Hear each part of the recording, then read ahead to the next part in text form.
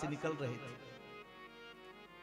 एक हलवाई की दुकान थी, गए और हलवाई ने बढ़िया सुंदर गिलास भर दूध दिया, पिए, बड़ा ठाकुर जी बढ़िया आज चकाचक है। और मस्ती में उछलते, बारिश का समय था, एक नववधू विवाहिता जोड़ा रास्ते से निकल रहा था।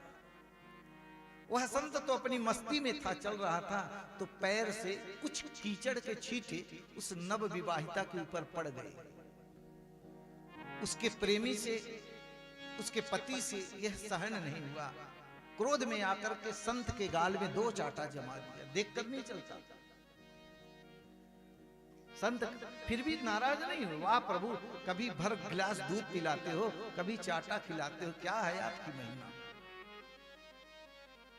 इतने में वो नव विवाहिता वधू घर जाती है और घर से जैसे ही सीढ़ी चढ़ने लगी, पैर फिसला, पैर ही टूट गया। पति ने देखना क्या हुआ, डॉक्टर के पास ले गए।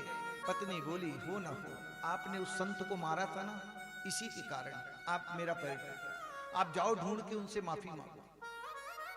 वह गया, संत के चरणों में क्षमा याचना की। संत कहते हैं, बाबू, जिसको तुम उस ईश्वर ने बनाया, हाड़ मांस भरा, संसार में कुछ समय के लिए दिया, तुम उससे इतना प्रेम किए कि मेरे को मार दिए, तो मेरे से जो जिससे मैं प्रेम करता हूं तो वो तो त्रिलोकीनाथ है। जब तुमसे अपनी पत्नी का एक कीचड़ का छींटा नहीं सहा गया, तो वो मेरे ऊपर थप्पड़ कैसे सहता।